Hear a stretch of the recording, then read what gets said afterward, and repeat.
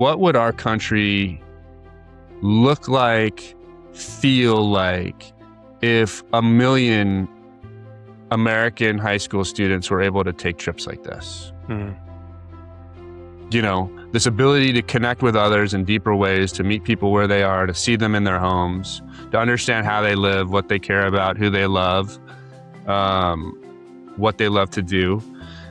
If we had a fuller understanding of that, how would that change our lives and the societies in which we live?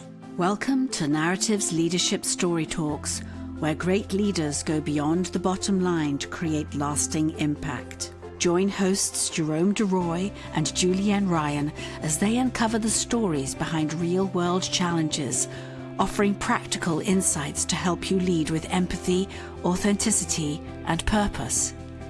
Each episode dives into how leaders use storytelling to build trust, foster connection, and inspire action.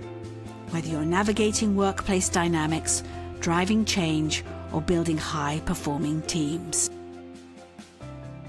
Welcome to Leadership Story Talks. I'm Jerome Deroy, CEO of Narrative. And I'm Julienne Ryan, and I'm so happy to be here. Great to see you here. Before we move on to introducing our guest, I want to remind our listeners to subscribe to the podcast wherever you find your podcasts, Leadership Story Talks, leave a review. Also check out our YouTube channel in this episode's notes. And you can also go to narrative.com, narrativ.com/podcast, where you'll be able to find all our previous episodes of more than 190 episodes at this point. So without further ado, I want to welcome Joe Diaz, who is the co-founder of Afar Media. He co-founded Afar Media with Greg Sullivan in 2009 and built it into an award-winning B Corp certified media brand on the belief that travel makes the world a better place. 16 years in, he'll tell you his biggest realization is how much he still has to learn. That's very commendable. Well, I'm very happy to have you on the show. Welcome, Joe. Thank you. It's great to be here. All right. Well, I know we'll be talking more about the power of travel and how that makes the world a better place. Very curious about that from your perspective and how that kind of comes to life with Afar Media. But before we get into that, I want to ask a more personal question, which we ask of all of our guests, and that is, what's an experience that has shaped who you are today? Something that still kind of informs you in some way or influences maybe your work or anything? Yeah, it's a good question. I mean, I really start to think about a time in my life. I was 21 years old. I was at a college internship in Austin, Texas.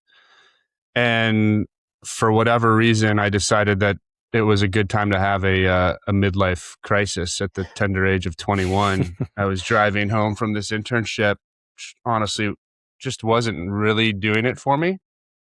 And I was thinking to myself, you know, my last name is Diaz.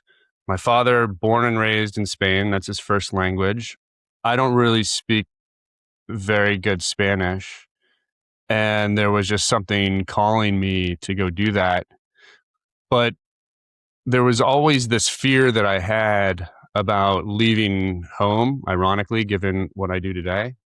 And it was really brought on by, at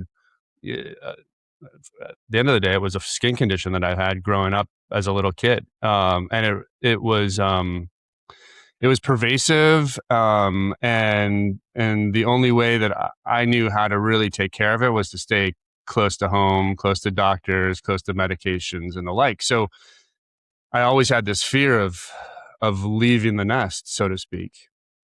And so driving back to my house after another day at the internship, you know, for whatever reason, I decided to pull off the freeway and I got myself to an STA Travel and sat out in the parking lot.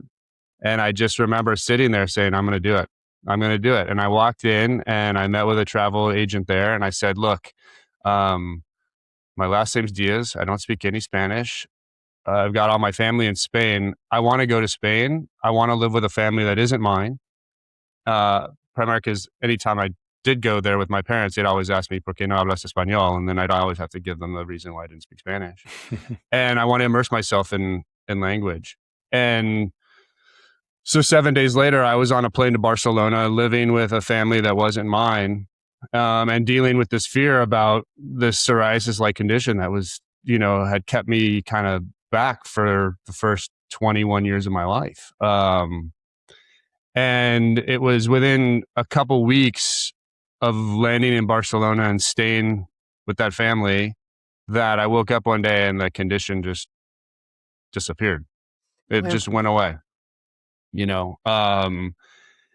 and talk about a transformative experience. It just, everything shifted in me that day. Know that, that there are these things that are big and scary out there. And if you can find it within you, or a force outside of you that pushes you out of your comfort zone, good things are going to happen. And so I've just really carried that message with me for the last,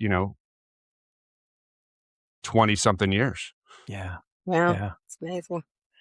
It is amazing. And the way that it's so kind of rare that something happens to us and then you're able to connect almost in the moment, the lessons of it, and sort of like, oh, wow, I did this, I did that. And then look at what happened and look at that transformation, almost, from one day to the next, or a couple of weeks to the next. It's no wonder that would have unlocked something. So thanks for sharing that, because, we're all about storytelling and leadership on this podcast. And so you've just connected both really well here, where we don't always, sometimes you hear about people saying, oh, it's good to get out of your comfort zone, or I encourage people to do that, or I try to do that myself, but you don't really hear how that happened in someone's own life. And so I really appreciate that you actually started with that personal story and then told us that's why getting out of the comfort zone is important, right? And so I just think that message just rings really much truer as a result. Julienne, you were going to... And it's also, we talk about voice, using our voice with other people to connect, but you started with your own voice saying something's out of sync, something's not speaking to me, and, paying attention. And yeah, so we pay attention to pain, right? I mean, we're humans. So when things hurt, we notice them. And so there was that pain or fear inside of me of leaving the nest, but over time, the pain of not being able to connect to something that I felt so culturally connected to, not being able to speak the language and really immerse myself in 50% of who I felt like I was, became more painful. And so, as a result, that's what led to the shift. Did I know that was going to happen? No idea. But, pain can be a pretty interesting and powerful motivator if we allow ourselves to listen to it. Yeah. So tell us a little bit. How do you come to co-found Afar? Like, how did that happen? I mean, it's a long and windy road. But ultimately, it's funny. I could come at it from like a painful angle, but I mean, the way that it really happened. So out of college, I was a teacher with Teach for America. It was an amazing experience where I was based in Phoenix, Arizona, and I spent 3 years teaching 5th grade and 7th and 8th grade. And while I was teaching, I was actually investing in real estate. I knew teaching probably wouldn't be the long term for me, and so I wanted to find something else that I could give me just even more growth, personally, financially, all of the above. And I found through that experience, during that experience, I happened to meet my business partner, who's now, our co-founder of Afar. And we were working together on some of my real estate deals. But, at the end of the day, it was one of those businesses for me personally, finding fixer uppers, flipping them, it was really hard to create win-wins in that space for me, because you're trying to acquire assets at, a below market value, where the sellers are people that are generally in,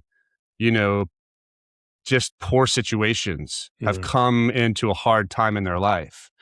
So trying to square this, like, I need this property at this price and you need the property at this price, and you're in a bad life situation right now, whether it's sickness or divorce or an accident, whatever it is, that's a hard thing every single day to try to find a win-win. And I couldn't do it. And so I was, frank with my business partner, and he was frank with me, saying, look, this was 2006. It's getting pretty frothy out there anyways. And so, like, if you want to think about exiting, this is a good time to do that.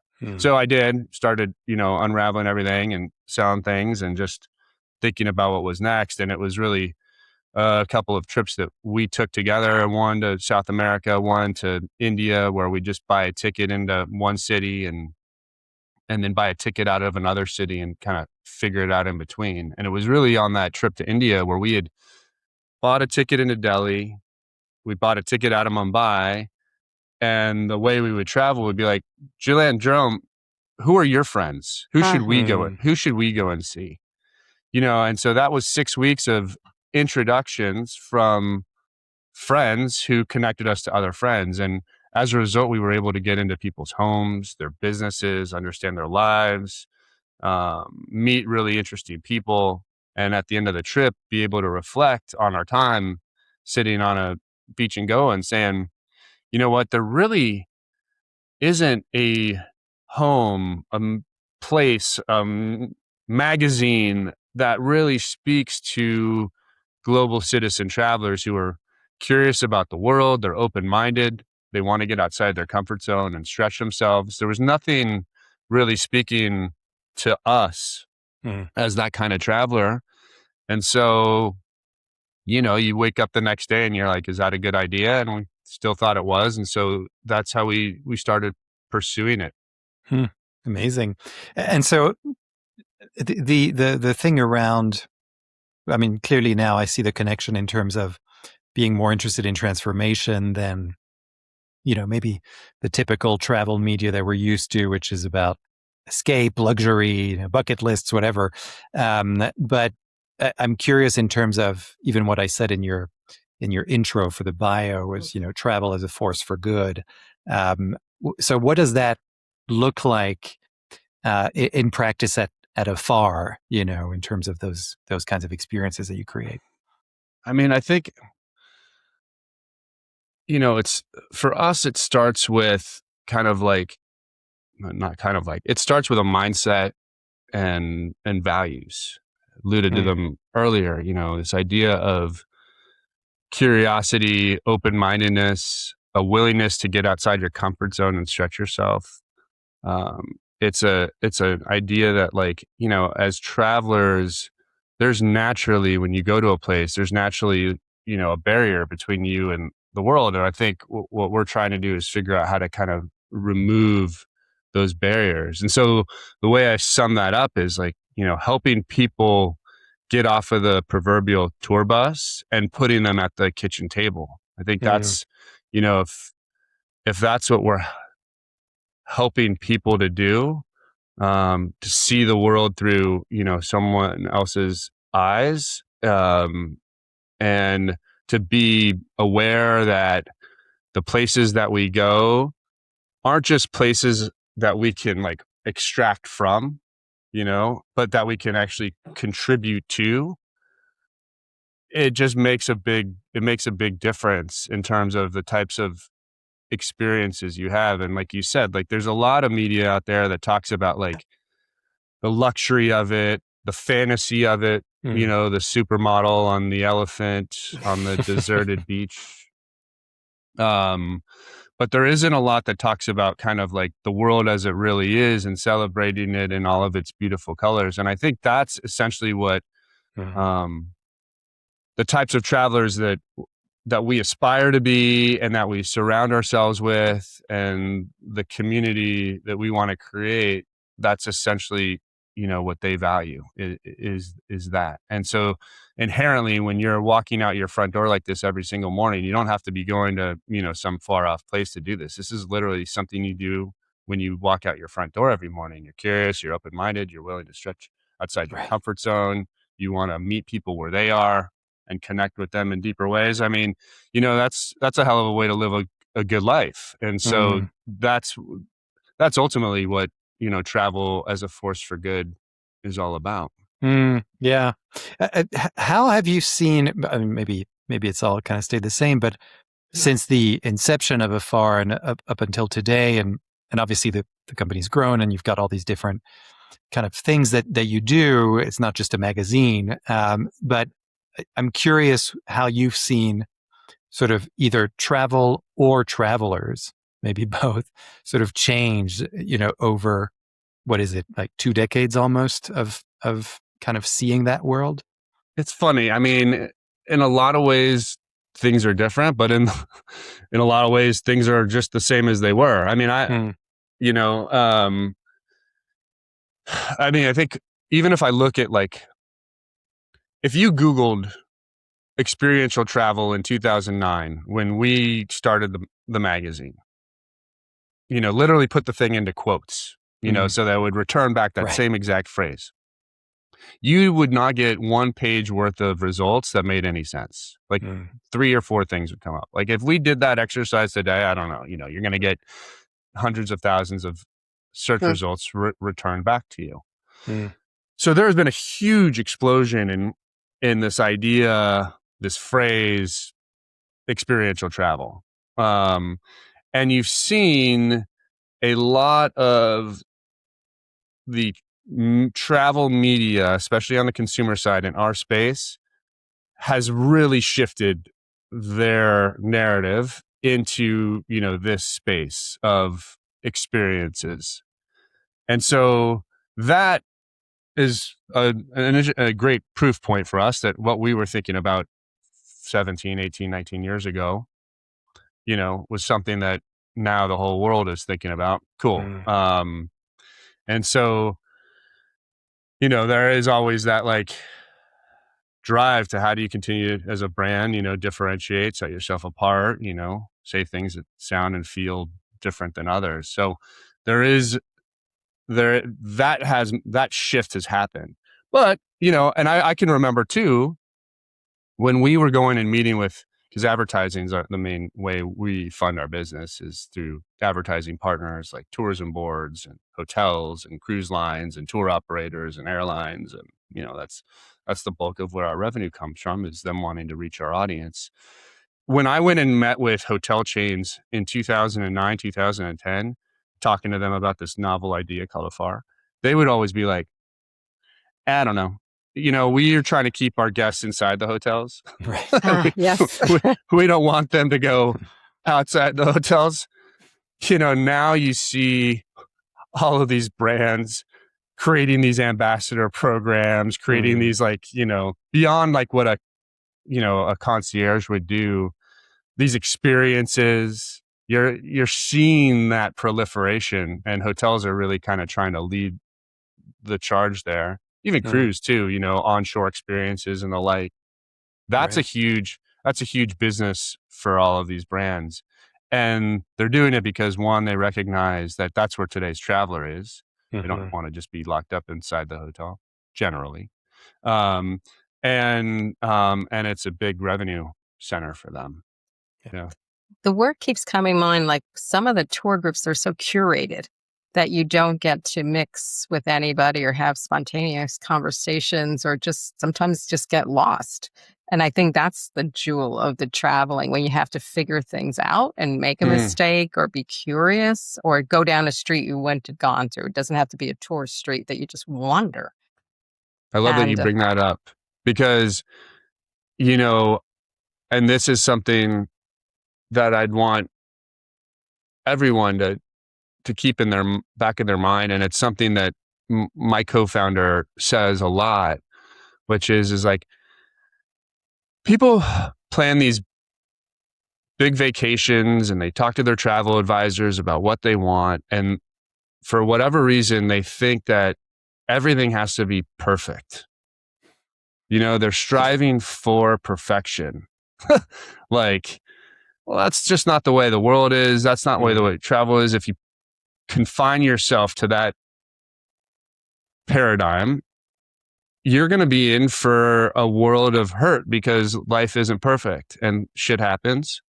And that's part of the beauty of what travel is all about, is, like you said, Julienne, getting lost, taking a little bit of like the wrong turn, ending up in a place that, as you think about your experience that night, you're thinking to yourself, man, when I woke up this morning, I never would have imagined that my life would have gone in that direction. And it's that ability to resist perfection.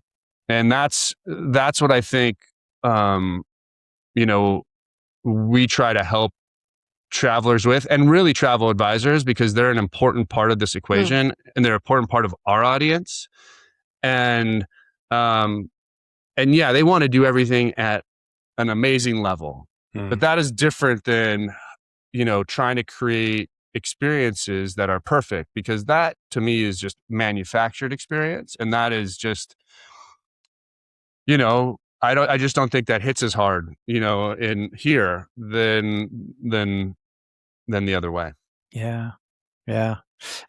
I love that idea, because what's hitting me now is, I think, to some extent, the way you were describing the evolution of the traveler and the mindset, that people want to experience things more and have a more kind of authentic, I guess, experience of what that culture is like and what people are like and that sort of thing, rather than something that's just the same, looks the same everywhere. Sort of the Starbucks version, right? Where the coffee's always going to taste that way, and we're all going to have the same options. And I was just thinking of your own experience, that you told us at the top of the show, where you just took a ticket and you bought a ticket and you got there, and then, you had the experience, but you weren't like, you hadn't curated anything. You hadn't sort of figured something, or even with your co-founder, when you went to those places, that was the whole idea. So it's interesting to kind of think of that at scale.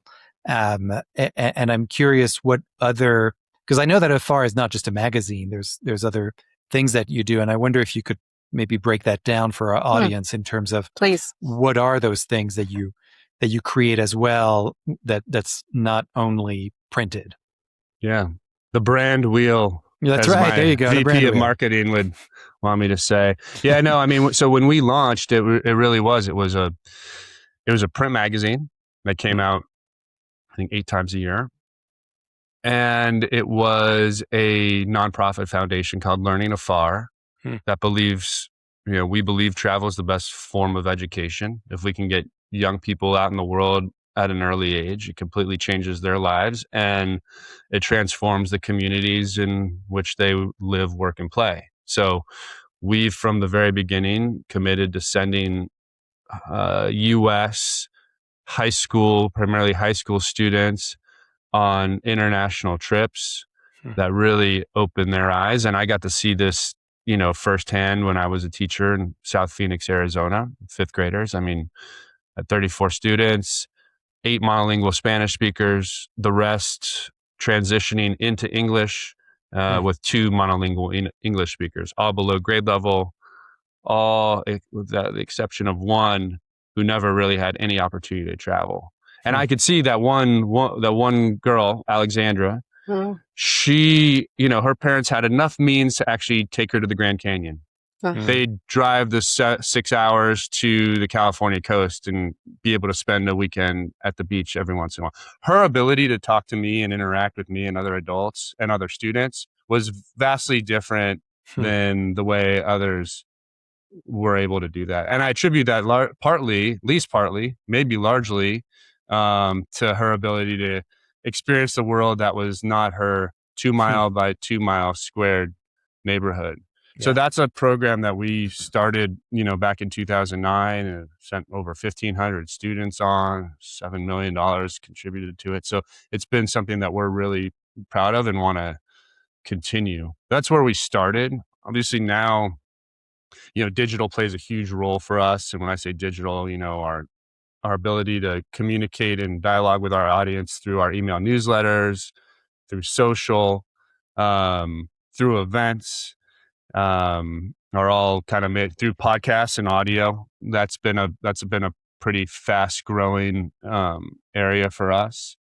And yeah, so it's a pretty we do a lot of different things. We're trying to meet people where they really are. And I'd say, on the event side, one of the places that I love doing, and this actually we stopped this during COVID because it was hard, but it was this idea of bringing travelers to a place to learn about it by connecting with its most interesting people and like celebrating and have a good time. So parts of it were curated, but parts of it were we gave space for the ability to kind of wander and get lost. And, we just saw the connections that are made when those kinds of opportunities and moments happen, and they're powerful, and you see the magic that happens where people come back and they develop friendships and long lasting relationships. And so,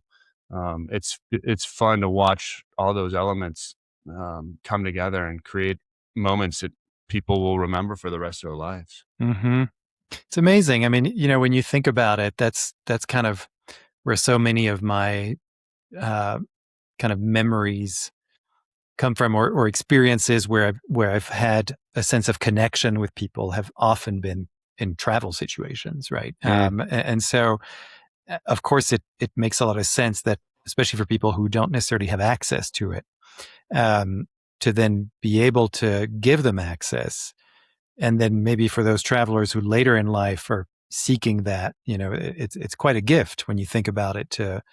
It's not just about, R&R and just having a relaxing time or whatever, which, I mean, those two things are not mutually exclusive, but it's sort of, I think that piece of connection really comes through in everything that I see about Afar and however long I've known you, Joe, in terms of every time we meet, that's kind of what I feel, is that's who you are.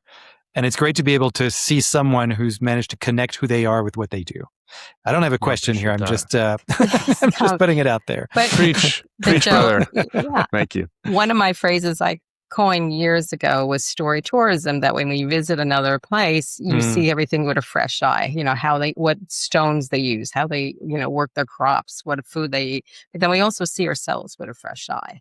And then we can bring that back. And I'm thinking about, as an undergraduate, scraping enough money to go to Europe and no credit card, no nothing, just winging it and saying, okay, every day I will figure out tomorrow what I'm doing next. But there were kindnesses, and all these postcards in my head are coming through of people I stopped and helped me in the street or in the station, etc. But those were all examples of problem solving too, and also being an ambassador to our country and saying each one of us is unique and we're appreciating what they're offering. So I think what you're doing is a great mission, and there's so many stories I'd love to hear from you. We need more of that.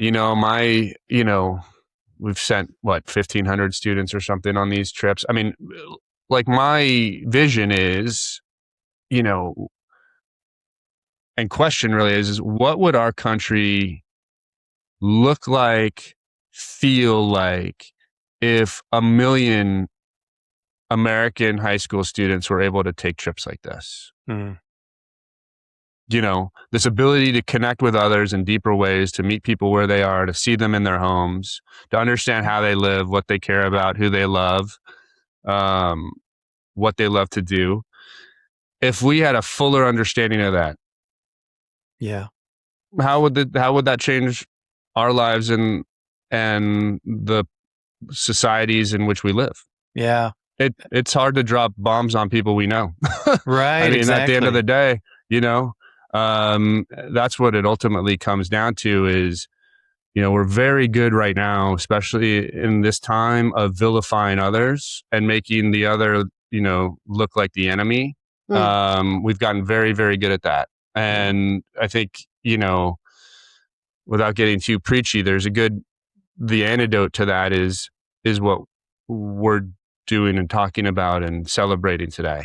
This idea of deeper, richer more fulfilling travel that allows you to not only uncover what the world looks like, but a piece of yourself that, is you didn't know was there or was, hidden beneath other layers. Right. Because I think what you often find is, I mean, I love what you just said, because what you start to see is a kind of sense of belonging, right? That, the more you interact with other cultures, other people, other places, the more you see actually how we're connected.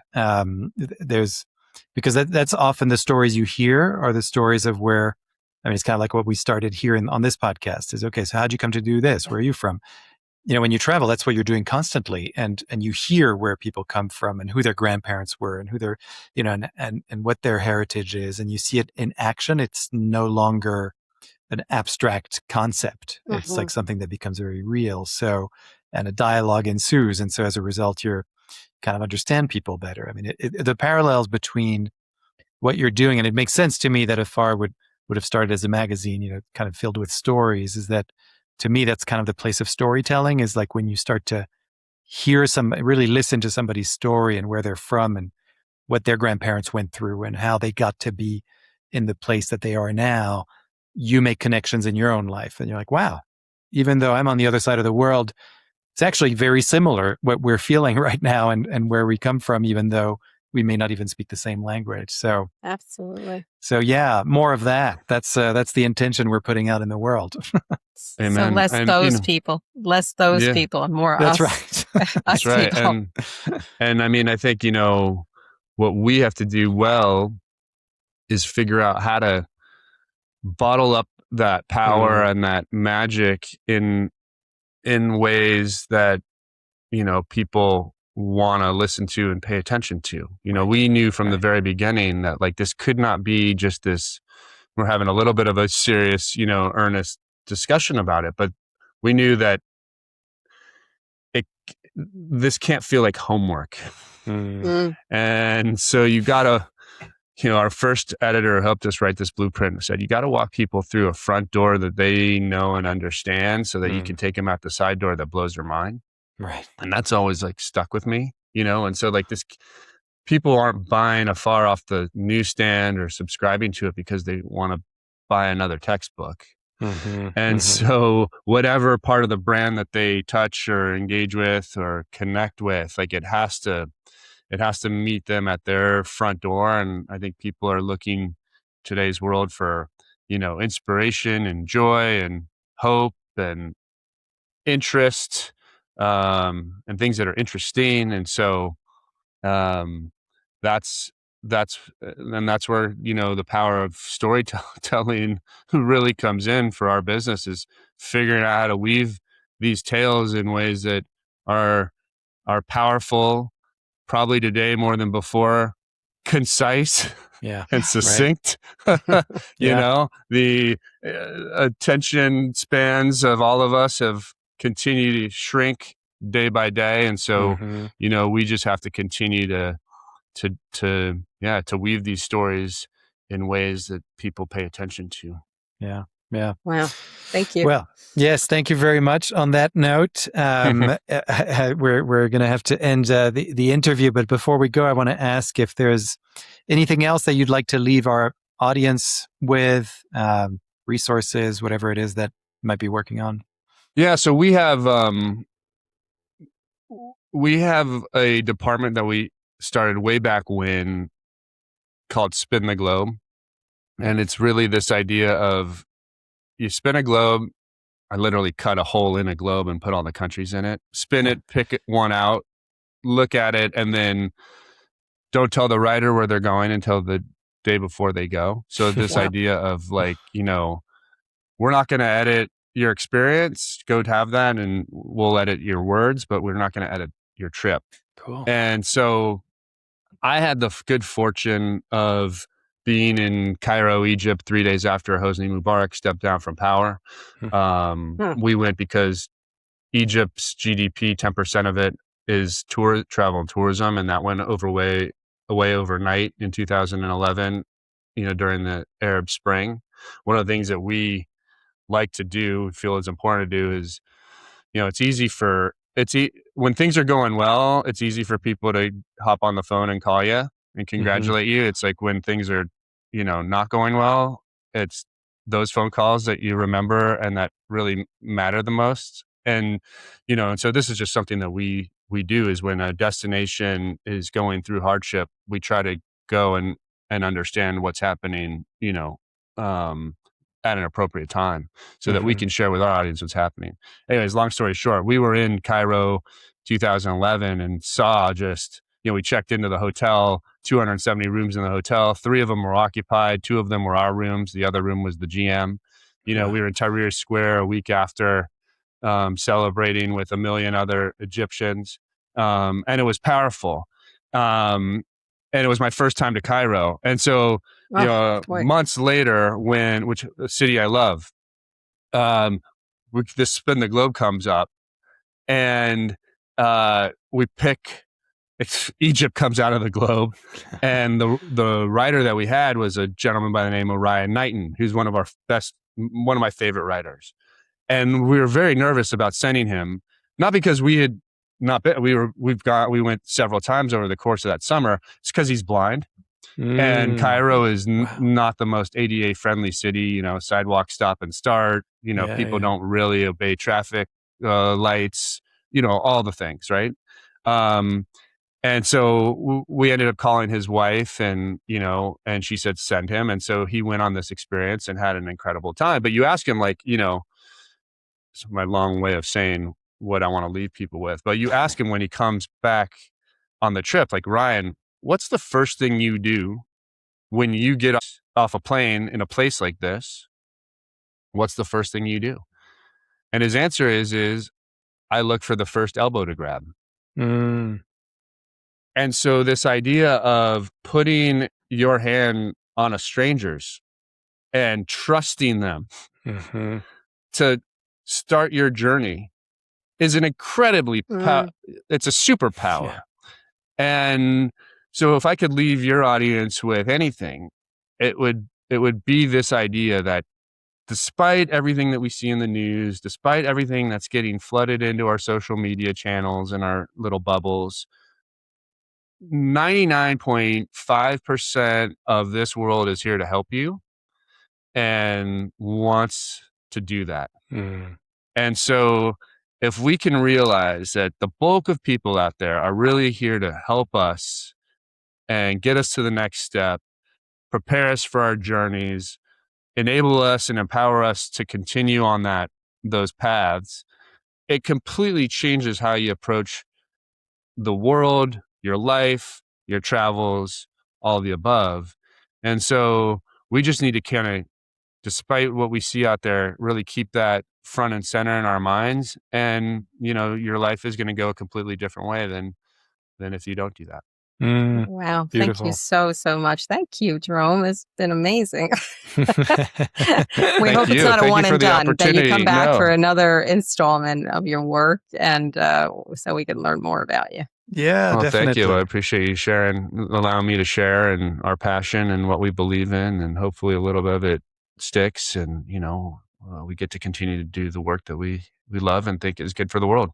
Yeah, absolutely. What a great message. I know many people who are listening will think, boy, I needed this, myself included. So thank you very much for that. And I want to thank you, Julienne, as always, for being my wonderful co-host. Thank you all listeners for being here, and our viewers on YouTube as well.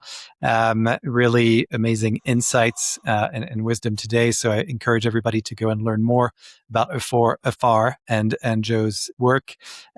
You'll find lots of links in the episode notes as well. And for anybody who's curious about storytelling as well and kind of wanting to see that in action, you can go to the Narrative website. That's narrative.com/podcast is where you'll find all of our archive of more than 190 episodes.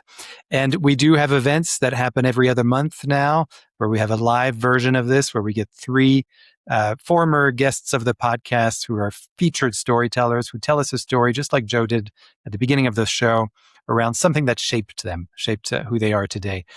So I encourage you all to go and check out those events on the Narrative website. That's all complimentary. All you have to do is register. And that's it.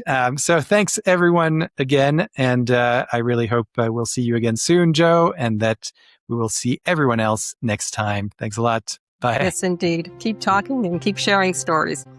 Thanks. For more information on the narrative listening and storytelling method and how it can help your business, go to narrative.com.